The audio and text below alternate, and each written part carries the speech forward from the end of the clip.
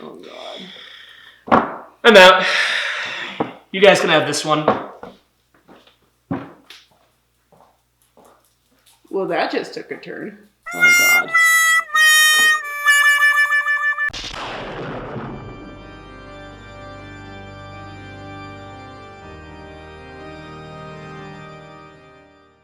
As you all know, January is a very special time of year.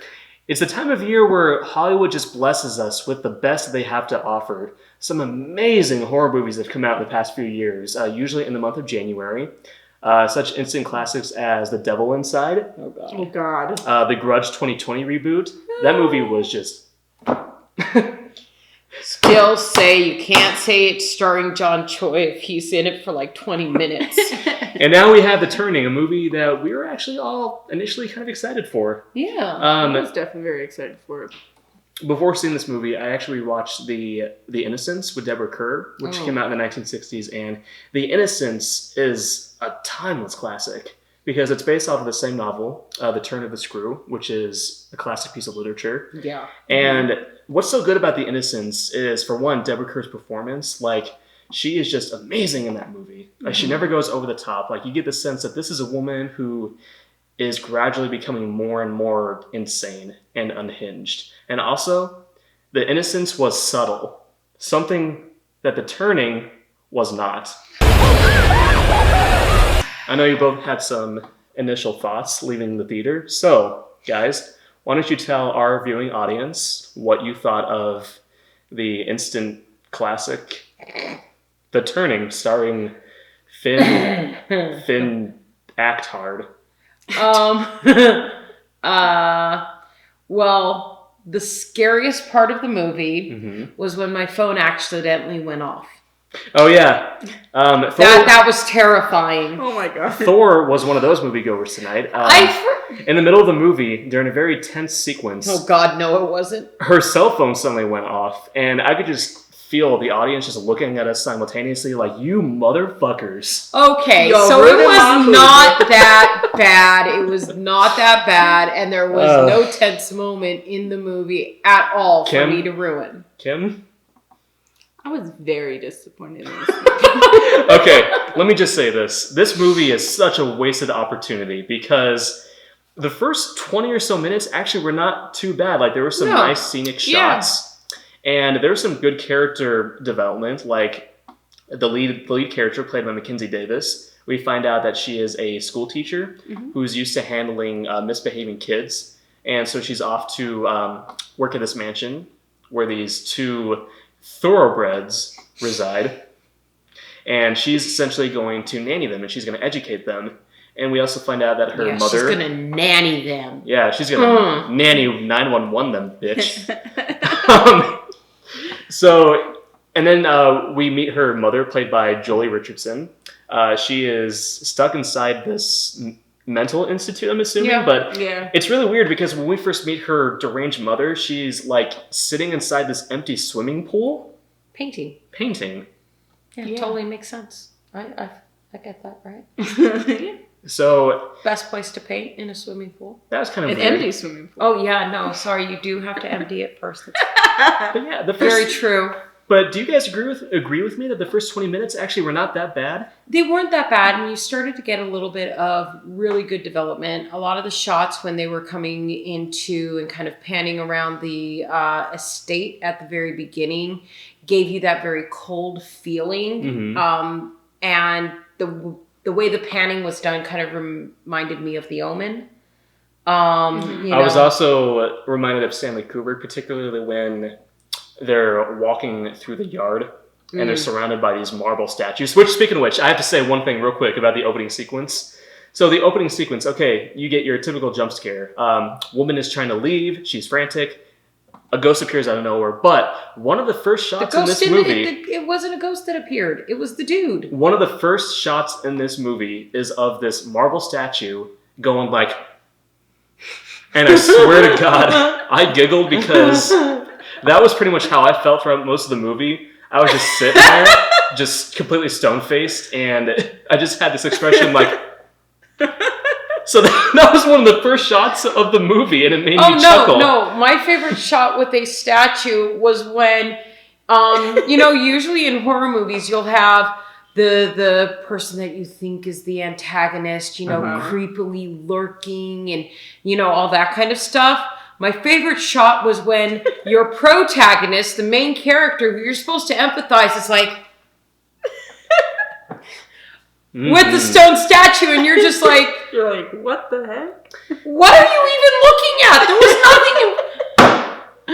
Oh my goodness. Anyways, so she gets to the mansion, and she first meets Pennywise is so bored by this discussion that he actually fell over. The only reason why I did not fall asleep during this movie is because I was laughing too hard. Oh my gosh. But yeah, she gets to the mansion. She first meets a little girl, played by Brooklyn Prince, who actually gave a pretty decent performance in this movie. No, I thought she was adorable. Yeah, no, I agree. I really liked her character. Yeah, much of her performance was very natural. She, felt like an actual little kid. But I have to say that the first big jump scare in this movie actually was pretty well set up. Yeah, I like that. I jumped a little bit. She's tucking Brooklyn Prince in. And again, we're going to go to spoilers here. She's tucking the little girl in, and she goes to the window to close it. Right. And as she's closing it, a face appears in the glass, and I legitimately jumped. It was Yes. pretty well set up. That one was pretty well set up. Every single subsequent jump scare or thing that was supposed to make you feel uneasy or anything like that was either A, spoiled by the trailer, because you knew what was going to happen. Yeah. Or B, it just wasn't scary, or you saw it telegraphed. So like there was this one time she's playing hide and seek with the kids, and she enters into this place that's supposed to be creepy, and you're supposed to just be seeing like maybe shadows to get you tense, to wonder when the ghost is going to jump out. As soon as she walks in the room, I don't know if it was misplaced or placed there purposefully, but you see the ghost the entire time. Right behind her, and it's not even, you're just sitting there looking at it's right there. Turn around. It wasn't even the kind of, oh my God, turn around, it's behind. No, it wasn't that. It was just, it was like it was creepily stalking her. not even creepily. Oh, and Wow. shout out to while she's walking down the creepy hallway, somebody leaving their cell phone, and the light is off in the background. Oh, yeah. Oh my goodness. But... Because somebody was calling you, and you missed that call because the screen lit up with a cell phone in a 1980s movie. Because, and we know it's like early 1990s, 1980s, or whatever. Because Kurt Cobain died at the beginning. Oh yeah, they established that this takes place in the 1990s, and yeah, that was a technical error. But I would say this whole movie was an error. Actually, you know what? I'll take it back. Like I was saying, the first 20 minutes or so actually weren't bad. I would say the moment it begins to fall apart was when Finn, acting as hard, shows up. Because he literally just shows up. He's standing in the doorway. He's in like the school uniform.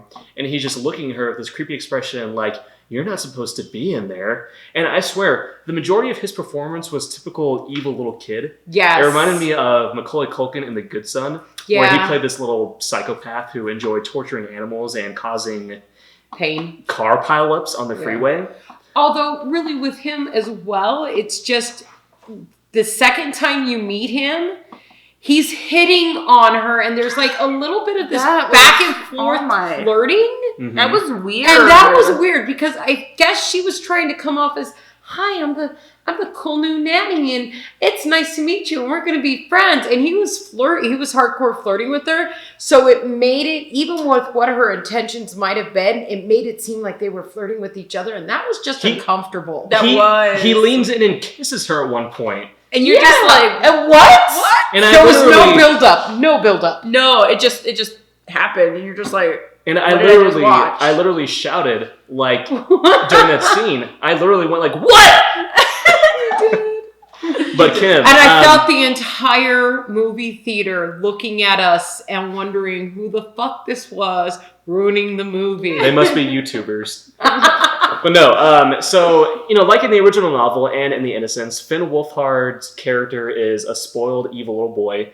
But the thing about the original novel and The Innocents was the the character, the little boy, he still acted like a little boy. He didn't act like this diabolical genius who was plotting this woman's demise. He still behaved like a little kid. He still had the presence of a little kid. Finn Harden, my wolf, is... Why do you keep doing that to his my name? God. I swear to God, you really want him to go into porn. And I know that this is sad for me to say, because the kid is underage, but you love that name. Not wanting the kid to be in porn.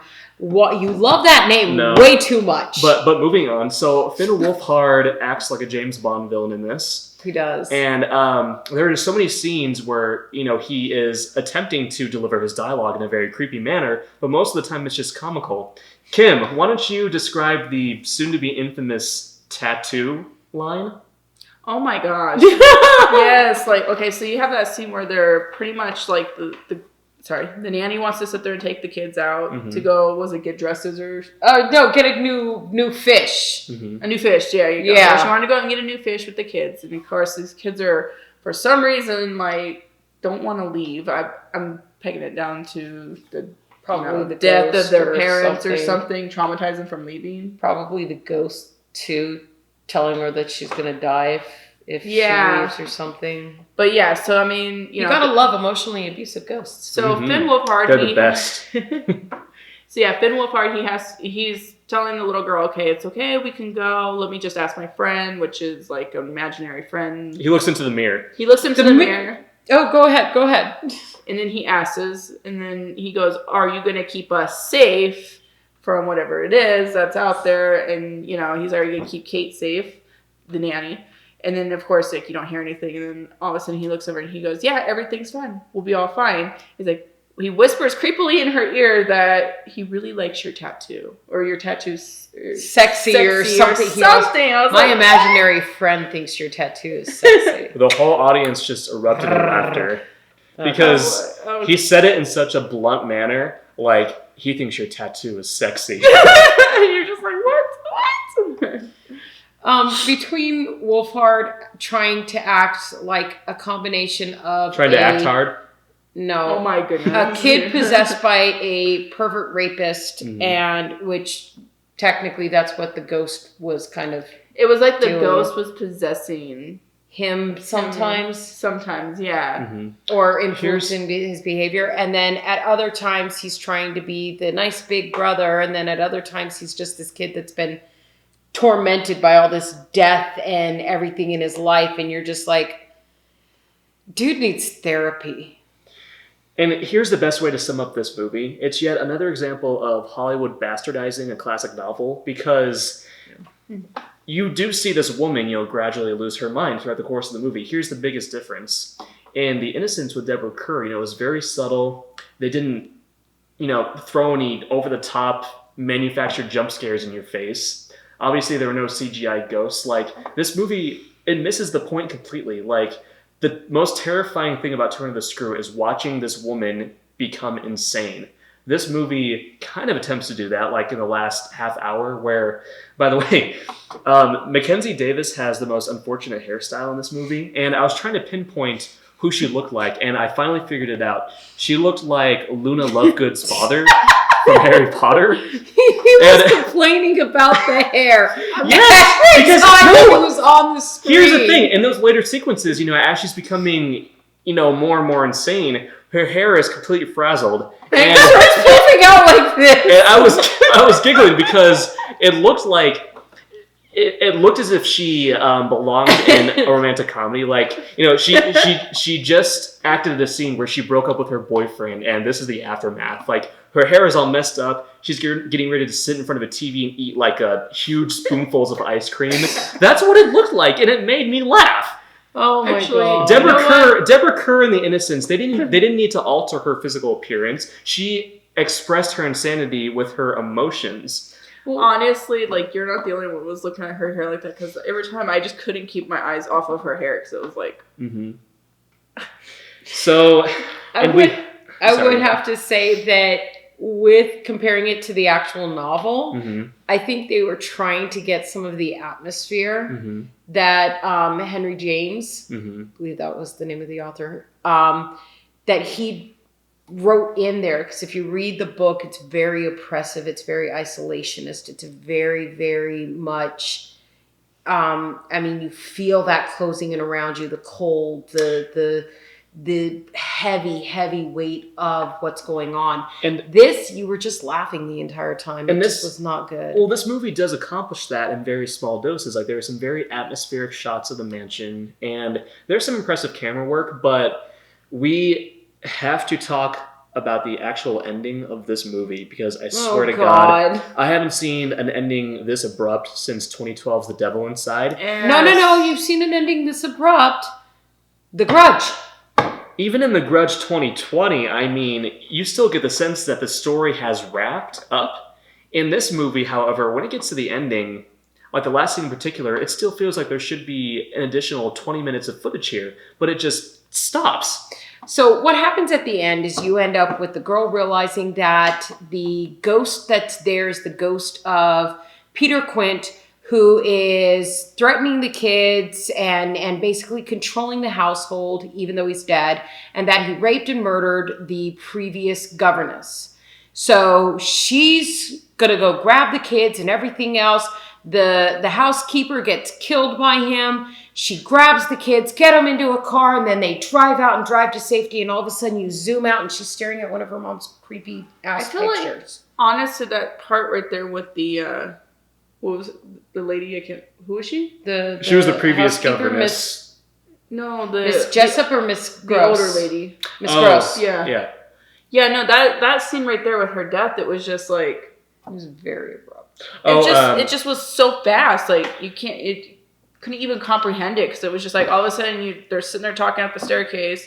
She's like, well, we gotta go, and this... And all of a sudden, you just see the ghost comes right out and pushes her. To clarify what's going on, the majority of the third act is completely imagined by the main character. Because, she accidentally kills the older housemaid by pushing her. She doesn't kill her. The ghost does. And then her and the two kids supposedly leave the house safely.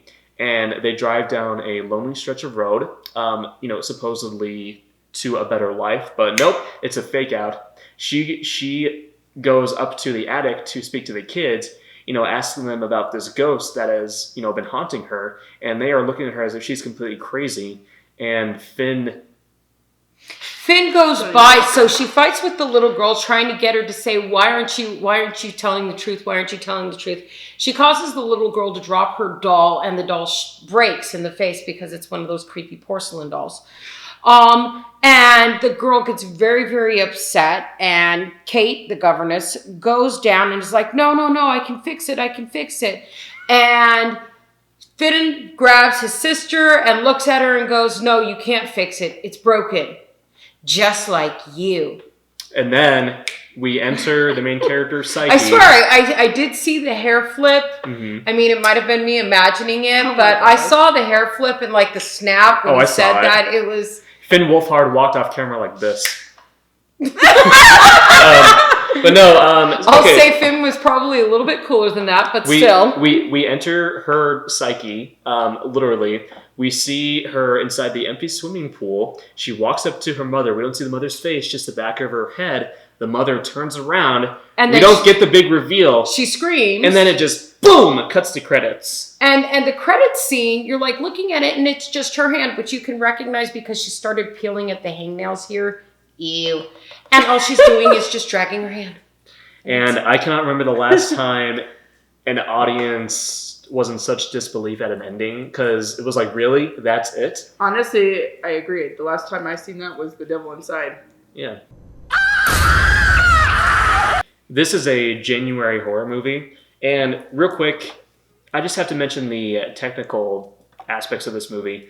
There was an attempt made by the director to, give us a very pretty looking movie. There were some creative shots. However, there was one shot in particular that really stood out as being just terrible. Oh, the drone thing with the grainy? Oh, near the beginning of the movie, there's a drone shot of the mansion, and it takes place during the evening, and you look in the bottom right-hand corner of the frame, and it is completely grainy. Grainier than really usual. Bad. It was very just obvious, and it just didn't look good. And honestly, I didn't really care for the technical aspects of when she goes out to discover the previous governess's body in the lake, and you got that misty. Oh yeah, It just to me it didn't pull me into that scene. It was just horrible.